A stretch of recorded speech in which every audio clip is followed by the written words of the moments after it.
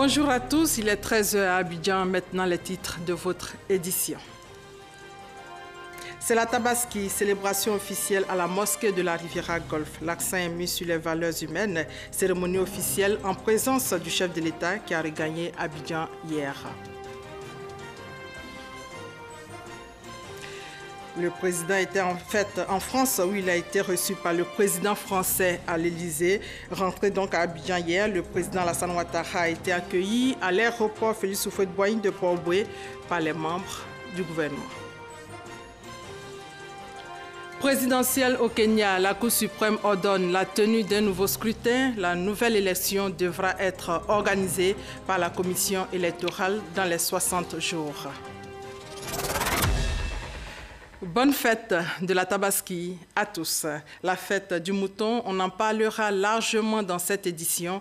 Il faut dire que la cérémonie officielle a eu lieu ce matin à la mosquée de la Riviera Golf en présence du chef de l'État qui a regagné Abidjan hier. Le président Alassane Ouattara, de retour de France, a été accueilli à l'aéroport d'Abidjan par le vice-président Daniel Kablan-Duncan et des membres du gouvernement. Le chef de l'État a fait le point de son séjour en France à l'aéroport Félix Houphouët-Boigny de Port-Bouët. Extrait.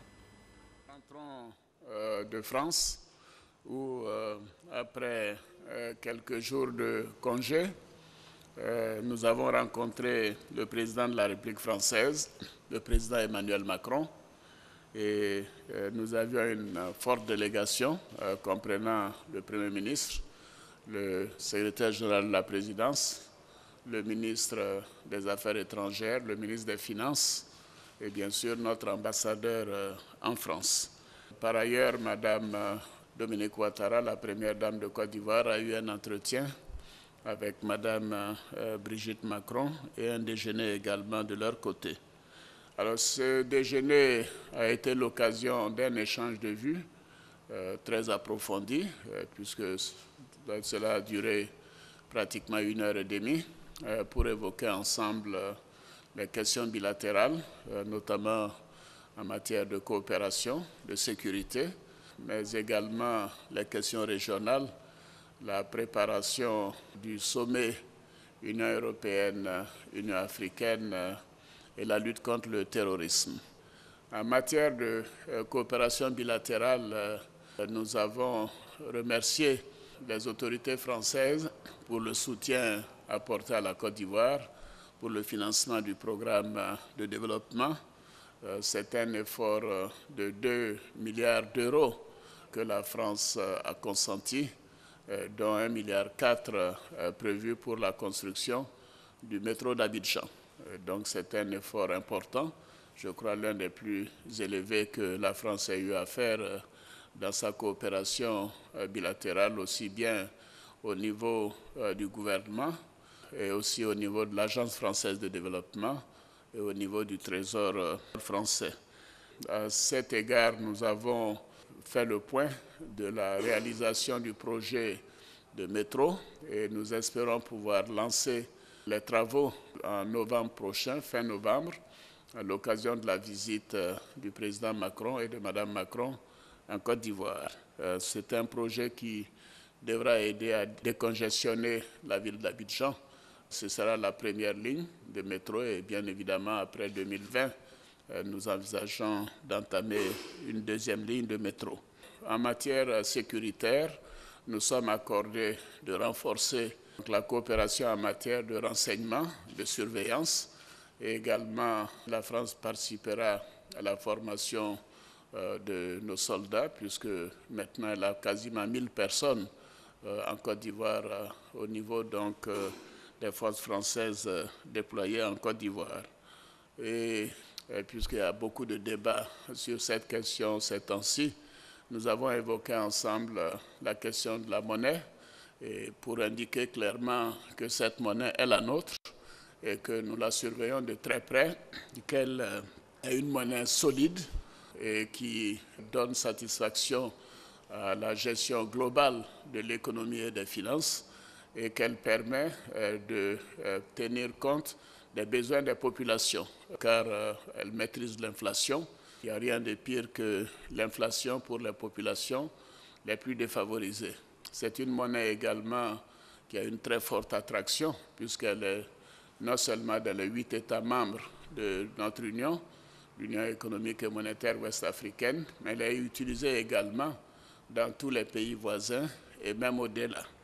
Et nous avons considéré qu'il nous appartient de voir les évolutions que nous voulons entreprendre. Et comme vous le savez, je suis président en exercice de l'Union économique et monétaire ouest-africaine.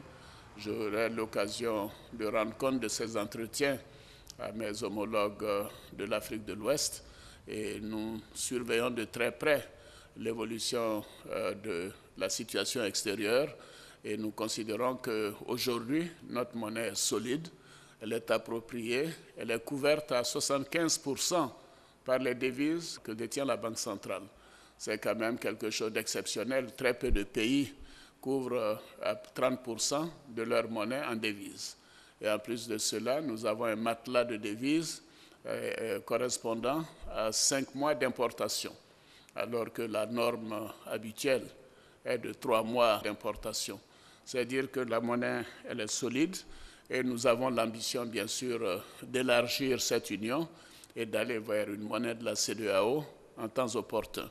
Donc c'était un entretien important sur la coopération bilatérale et régionale. Et en même temps, parlant de coopération régionale, nous avons évoqué la lutte contre le terrorisme, les efforts faits par tous et la réunion récente que le président Macron a organisée avec les pays européens et le Tchad et le Niger pour nous féliciter des conclusions de cette rencontre. Et nous considérons qu'il est important de financer le G5 Sahel et de faire en sorte que les pays concernés aient le maximum de financement pour entreprendre d'intensifier la lutte contre le terrorisme.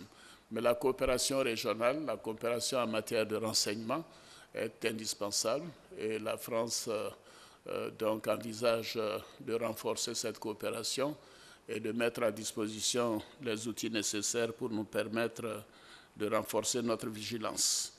Et nous avons parlé de l'organisation du prochain sommet Union africaine-Union européenne prévu à Abidjan les 29 et 30 novembre 2017. C'est un événement important qui comprendra plus de 80 pays européens et africains et nous envisageons de faire en sorte que ce soit un véritable succès. Et le thème de ce sommet concerne la jeunesse, notre jeunesse, la jeunesse européenne, la nécessité pour nous d'entreprendre des projets de développement pour que cette jeunesse puisse avoir des emplois et puisse s'épanouir sur le continent africain. Je voudrais dire que cette rencontre a été très fructueuse et je me réjouis aussi de ce que Mme Ouattara et Mme Macron aient pu échanger de leur côté. Et je voudrais, avant de terminer, remercier ma délégation qui a fait un important travail de préparation de cette rencontre qui a été proposée par le président Macron et aussi remercier le président Macron et les autorités françaises pour leur disponibilité et pour le soutien qu'il nous a apporté au niveau de notre pays. Je suis content d'être de retour et de reprendre le travail, Monsieur le Vice-président. Je voudrais donc souhaiter à chacune et chacun de vous une bonne fête de Tabaski et que donc Dieu continue de protéger notre beau pays. Déclaration du chef de l'État depuis l'aéroport Félix Houphouët-Boigny. En fait, le président était en France où il a été reçu dans les jardins de l'Élysée par le président français. Les sujets abordés sont entre autres le franc CFA, l'immigration et la sécurité.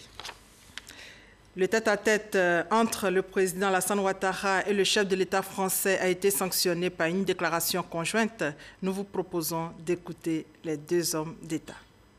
Je voulais à nouveau souhaiter la bienvenue au président Ouattara et lui dire tout le plaisir qui a été le mien, le nôtre, avec deux ministres et l'ensemble de mon équipe, de le recevoir avec le Premier ministre, plusieurs membres du gouvernement et le secrétaire général de la présidence, pour avoir, après notre échange du printemps, un nouvel échange sur l'ensemble des sujets bilatéraux, régionaux et internationaux.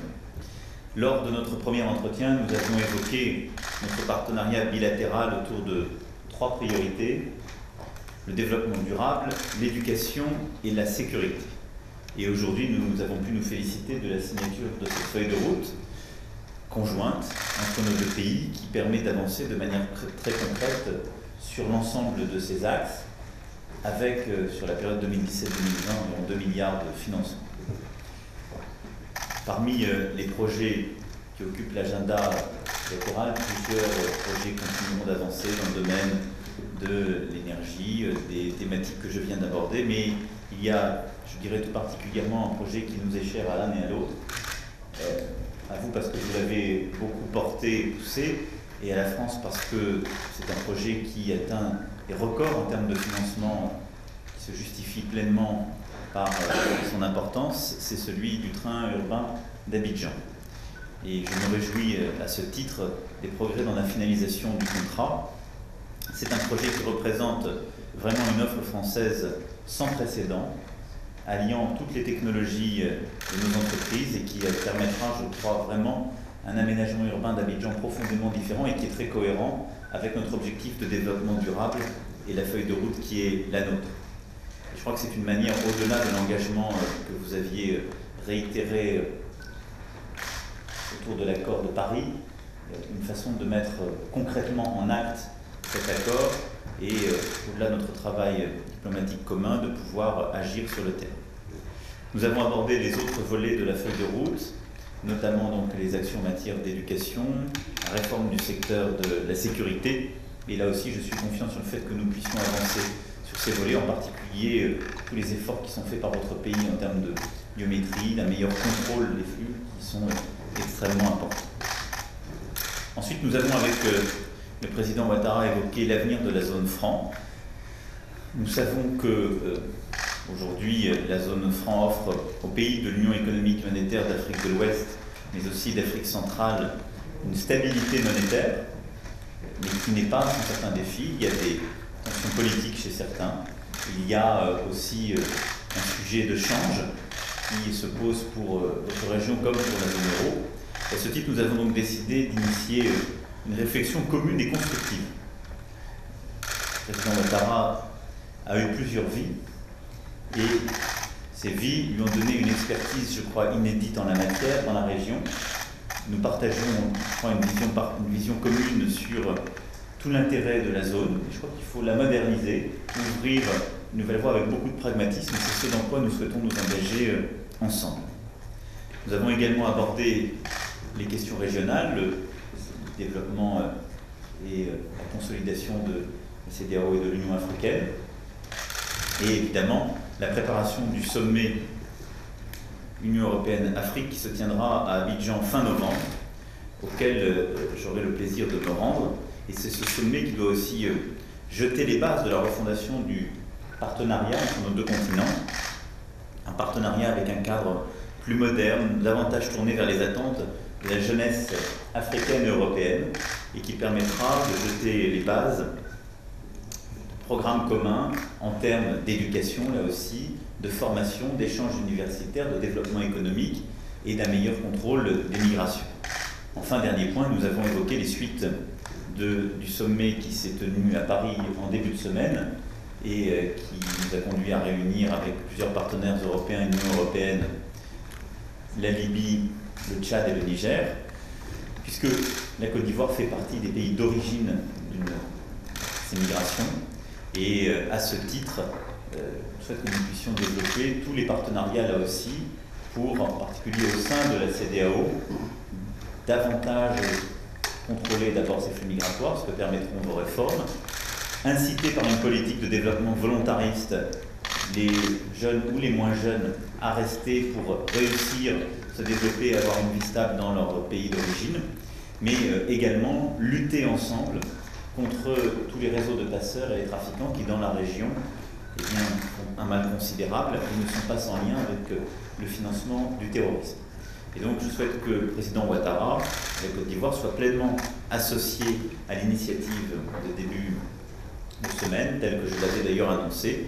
C'est l'étape suivante un travail extrêmement fin de développement économique, de développement culturel, mais également de développement d'éléments de sécurité et de contrôle des migrations dans toute la région, dont l'Europe a besoin et qui est la part préventive de ce que nous vivons et de ce que subit, je dois le dire, aujourd'hui, l'ensemble de l'Afrique.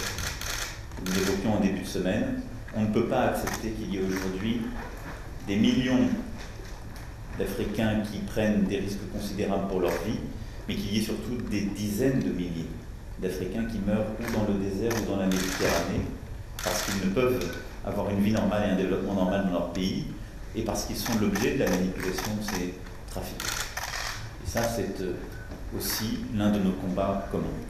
Vous le voyez, qu'il s'agisse de la relation bilatérale, régionale, ou des grandes problématiques qui unissent le présent et l'avenir de l'Afrique et de l'Union européenne, eh bien, nos deux pays sont pleinement engagés dans ces combats et nos deux pays sont pleinement déterminés à agir de concert. Et je le dis ici, un moment important pour la Côte d'Ivoire, en saluant le travail qui a été fait par le président Ouattara depuis qu'il est aux responsabilités. Il a pris un pays qui était profondément déstabilisé par une situation politique complexe. Il l'a rétabli et la France fera tout pour que jusqu'à l'issue de son mandat, il puisse conduire les réformes essentielles pour son pays et pour la région. Tout. Je vous remercie, et Monsieur le Président, je vous remercie une fois encore.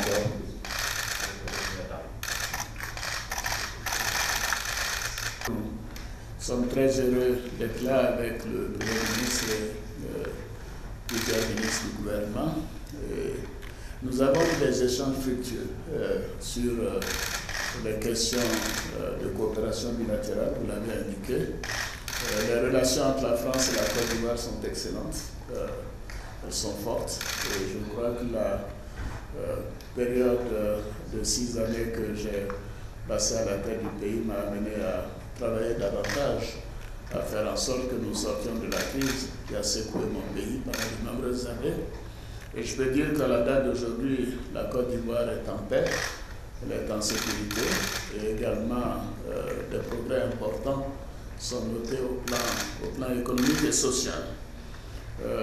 Évidemment, nous avons parlé des projets importants et je voudrais saluer votre soutien pour le projet que vous appelez train urbain d'Abidjan, nous appelons métro d'Abidjan, qui, j'espère, pourra démarrer. Le Premier ministre en a pris l'engagement. Les travaux pourront être lancés dès le mois de novembre, à l'occasion de votre visite en Côte d'Ivoire. C'est un projet essentiel parce qu'Abidjan est une ville de 5 millions d'habitants et évidemment les questions d'environnement, les questions de transport doivent être résolues. Et nous portons un grand espoir à la réalisation de ce projet pour que les choses entrent en opération avant 2020. Nous avons aussi parlé du soutien global de la France par rapport à notre programme économique avec le Fonds monétaire international. Et je voudrais saluer l'effort exceptionnel qui est fait. C'est un investissement, un programme financier de 2 milliards d'euros sur les 3 années à venir, ce qui est véritablement exceptionnel. Et dire que ceci sera utilisé dans le secteur que vous avez mentionné, que ce soit le développement durable avec le métro, l'éducation ou la sécurité. Pour le prochain sommet Union africaine-Union européenne, nous avons mis l'accent sur la jeunesse, le développement de la jeunesse, l'épanouissement de la jeunesse africaine et également, bien sûr, un avenir durable pour cette jeunesse pour qu'elle soit plus à même d'être fixée dans nos pays et puisse avoir du travail, être pleinement épanouie en matière sociale, culturelle et éviter que certains aillent se perdre dans le désert ou se noyer dans les eaux de la Méditerranée. Et je voudrais saluer votre engagement à nouveau à cet effet, et notamment la réunion que vous venez de tenir récemment, fin août, il y a 2-3 jours, avec les chefs d'État du Tchad et du Niger et les chefs d'État européens. La Côte d'Ivoire, en réalité, est un pays d'origine, mais également un pays de destination. Comme je vous le disais, le quart de la population ivoirienne est constitué de non-ivoiriens qui viennent de pays voisins.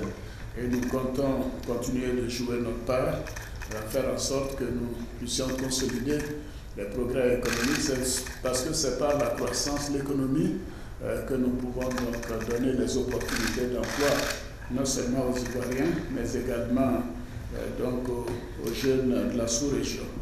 Et à cet effet, le sommet qui est prévu les 29 et 30 novembre à Abidjan, au niveau de l'Union africaine et de l'Union européenne, est un sommet qui aura pour thème essentiel la jeunesse et l'avenir durable pour cette jeunesse. Je crois que c'est important d'investir dans la jeunesse. C'est le meilleur investissement à mon sens. Et nous allons nous employer à travailler avec vous pour que ce thème fort puisse être diffusé et retenu par l'ensemble des chefs d'État qui feront le déplacement d'Abidjan. Monsieur le Président, nous avons bien évidemment parlé de la lutte contre le terrorisme et l'extrémisme et dire que nous condamnons l'attaque de Ouagadougou et de Barcelone. Et en ce qui nous concerne, nous continuons d'être très vigilants par rapport à cette situation. Et nous saluons l'engagement de la France dans la lutte contre le terrorisme et surtout vos initiatives concernant le G5 Sahel.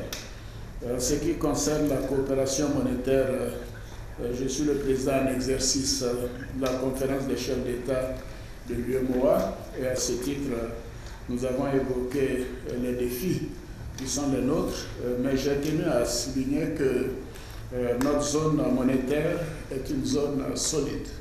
Elle est solide, que c'est une zone où la couverture monétaire est de plus de 75%, comme vous l'avez déjà eu plusieurs chapeaux dans ma vie, et évidemment ancien gouverneur de la Banque centrale. Pour moi, la couverture de la monnaie est un élément essentiel. Et nous couvrons quand même les 3/4 de nos positions monétaires, et la Banque centrale a plus de 5 mois d'importation en devises, ce qui veut dire que c'est une zone solide, il n'y a pas d'inquiétude, et que par conséquent, les chefs d'État, bien sûr, sont très vigilants à regarder de près l'évolution des marchés extérieurs et également donc de notre avenir par rapport à l'intégration, avec comme objectif l'élargissement de cette zone, puisque au niveau de la CEDEAO, nous prévoyons une zone monétaire de la CEDEAO. Tout ceci devra faire l'objet d'études de notre part. Mais essentiellement, la monnaie commune que nous avons est une monnaie qui rend service au peuple africain, qui est une monnaie appréciée, et une monnaie qui circule dans les pays voisins, alors qu'aucune des autres monnaies ne circule chez nous. C'est-à-dire que c'est une monnaie qui a une certaine attractivité, et je voudrais me féliciter de cette évolution et dire que notre zone continuera d'être gérée de manière rigoureuse et de s'ajuster par rapport aux difficultés extérieures. Monsieur le Président, je voudrais terminer en vous remerciant de me recevoir à nouveau au nom de la délégation qui m'accompagne et vous dire combien nous tenons à ce que la réussite de votre propre action que j'ai suivie, j'ai lu intégralement votre discours, donc au Seigneur des ambassadeurs, je voudrais m'en féliciter. La place que vous donnez à l'Afrique, à la lutte contre le terrorisme, à la nécessité de rapprocher les deux. Et je crois que tout cela est totalement en convergence avec nos propres buts. Et je vous souhaite beaucoup de succès et vous dire que nous vous attendons en Côte d'Ivoire en novembre prochain. Merci, Monsieur le Président.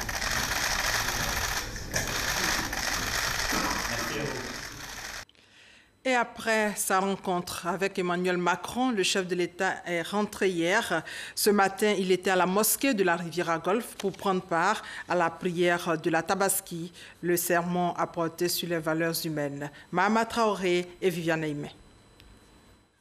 Si la plus grande fête de l'année pour le croyant musulman est l'Aïd el-Kébir ou la Tabaski, célébrée généralement le 10e jour du dernier mois du calendrier lunaire musulman, Cette année, cette date correspond au vendredi 1er septembre. Un hasard du calendrier perçu comme une coïncidence heureuse par les fidèles musulmans venus en grand nombre ce jour à la grande mosquée de la Riviera Golf. Double événement à la fois vendredi, un grand jour vraiment de la semaine, et un jour encore vraiment qui tombe encore sur le jour vraiment de Eid al-Adha, 2 jours, je dirais 2 choses grandes dans la vie de l'islam et pour les musulmans. On ne peut vraiment que rendre grâce à Allah le Tout-Puissant. C'est un jour plein de grâce pour tous les musulmans du monde et en particulier de la Côte d'Ivoire. Ça va nous faire 2 prières. On fait la prière surrogatoire et après on va faire le Juma, prière du Juma. Voilà. Cadre de célébration officielle des fêtes musulmanes, la grande mosquée de la Riviera Golf a enregistré la présence des plus hautes autorités de l'État, avec à leur tête le président de la République Alassane Ouattara. Conformément à la tradition religieuse, le chef de l'État et les autres fidèles ont accompli les 2 rakats de prière officiés par l'imam Mamadou Traoré. Le guide religieux a par la suite instruit l'Assemblée sur la portée spirituelle de l'Aïd el-Kébir. On peut tirer 2 grands enseignements. Le premier, c'est la soumission exemplaire du Fils comme du Père à l'ordre divin qui est le sens même du mot islam, car l'islam signifie soumission totale à Allah subhanahu wa ta'ala. Le second grand enseignement, c'est qu'Allah subhanahu wa ta'ala a récompensé Ibrahim alayhi salam en épargnant son fils et en honorant lui et toute sa descendance, dont sont issus tous les prophètes et messagers venus après lui. En vérité, un homme ne se prive jamais d'un désir personnel en vue de plaire à Allah subhanahu wa ta'ala, sans qu'Allah subhanahu wa ta'ala ne lui donne une récompense, une compensation meilleure. À la suite de ce sermon, l'imam Mamadou Traoré a imité le sacrifice du prophète Ibrahim en immolant un bélier blanc. Le chef de l'État s'est pour sa part dit édifié par les enseignements prônés par l'homme de Dieu. La fête de la Tabaski est un jour important, non seulement pour la communauté ivoirienne dans sa totalité, mais pas seulement pour les musulmans, mais également pour tous. Et je voudrais le remercier pour les prières qu'il vient de faire et surtout ces mots concernant les difficultés que notre pays a vécues ce premier semestre de l'année, en janvier et en mai, et que ces difficultés sont derrière nous grâce à leurs prières, toutes religions confondues. C'est un moment important pour notre pays de tourner la page de ces douloureux événements et je remercie l'imam, je remercie les musulmans, je remercie toutes les confessions religieuses pour les prières qui ont été faites à cette occasion. En tant que responsable de l'État, je peux donner l'assurance à nos concitoyens que nous continuerons de veiller à leur sécurité et que Dieu, Allah, protège la Côte d'Ivoire et bénisse tous les Ivoiriens. Amen. Cette célébration officielle de la fête de la Tabaski a également vu la présence des leaders d'autres confessions religieuses, un symbole de l'entente interconfessionnelle, félicité par le président Alassane Ouattara à la fin de la prière. Dans l'esprit de réjouissance voulu par la Tabaski, le chef de l'État s'est permis un bain de foule avant de quitter la grande mosquée de la Riviera Golf. Après la mosquée de la Riviera Golf, direction Akwedo. Là, c'est le ministre d'État, ministre de la Défense, qui a prié sur place avec les fidèles. Ahmed Bakayoko a invité les soldats à la cohésion. Les temps forts avec Abou Sanogo. Elle est la fête la plus importante de l'islam. Elle commémore la volonté d'Abraham de sacrifier son fils Ismaël comme acte de soumission à Dieu. La Tabaski, ou la grande fête, ou encore la fête du sacrifice célébrée à la mosquée de l'ancien camp militaire d'Akwedo, en présence du ministre d'État, ministre de la Défense Ahmed Bakayoko. Une prière de 2 rakats dirigée par l'aumônier principal Mohamed Doli, qui a dans son sermon expliqué le sens du sacrifice d'Abraham, puis invité les forces armées à la réconciliation, à la cohésion et à la crainte de Dieu. Le ministre d'État, ministre de la Défense, Ahmed Bakayoko, a fait des vœux de paix pour la Côte d'Ivoire. Nous devons tous, chacun, quel que soit notre niveau de responsabilité, travailler en ayant une dimension spirituelle, c'est-à-dire en regardant Dieu, en disant que nous le faisons pour Dieu, nous le faisons pour l'harmonie, de vivre ensemble dans la paix, dans la cohésion. J'ai été très heureux de venir ici à cette occasion, faire également mes bénédictions et mes vœux pour l'ensemble du pays et l'ensemble des militaires du Côte d'Ivoire. Après la prière de 2 rakats, le sacrifice d'un animal, le plus souvent un mouton. La fête de la Tabaski ou l'Aïd el-Kébir ou la grande fête marque également la fin du pèlerinage à la Mecque en Arabie Saoudite. Elle a lieu le dernier mois du calendrier musulman. À Bouaké également, la fête de l'Aïd el-Kébir. Les fidèles ont pris d'assaut les mosquées. Ils ont été invités à la solidarité et au partage. Reportage Soro Corona, commentaire Kwadjo Kwame. Entrée particulière de l'imam Touré Bagawari à la grande mosquée d'Ougouba de Bouaké. Une prescription islamique de la célébration de l'Aïd el-Kébir. Parés de leurs plus beaux habits, les musulmans ont accompli les 2 rakats recommandés en ce jour. L'imam, dans son sermon, a exhorté les fidèles musulmans à travailler pour une Côte d'Ivoire plus unie et prospère. L'archevêque métropolitain de Bouaké, Paul Siméon Awanagro, présent aux côtés des musulmans, a rappelé que Dieu a un seul peuple et le prophète Abraham est le père du monothéisme.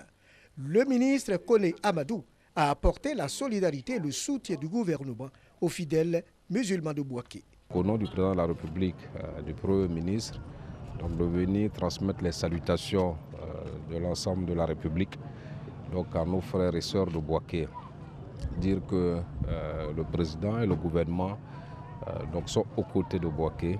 Les autorités et cadres de la ville de Bouaké ont demandé aux imams de multiplier les prières afin que la ville de Bouaké soit véritablement la capitale de la paix. Les prières d'aujourd'hui puissent permettre à Bouaké de continuer d'être stable, de continuer de se retrouver, de continuer de faire plaisir. Tous ceux qui ont eu la chance d'avoir une bête à immoler doivent penser au voisinage, aux personnes qui n'en ont pas eu. L'Aïd el-Kébir est la plus grande fête de la communauté musulmane. Elle marque le début de la nouvelle année musulmane. Présidentielle au Kenya pour terminer, la Cour suprême ordonne la tenue d'un nouveau scrutin dans les 2 mois. Selon la Cour, des irrégularités ont compromis l'intégrité de l'élection du président de la République le 8 août dernier. Et voilà, c'est la fin de ce 13h supervisé par Alvarassa. Merci de votre fidélité et bonne fête à tous.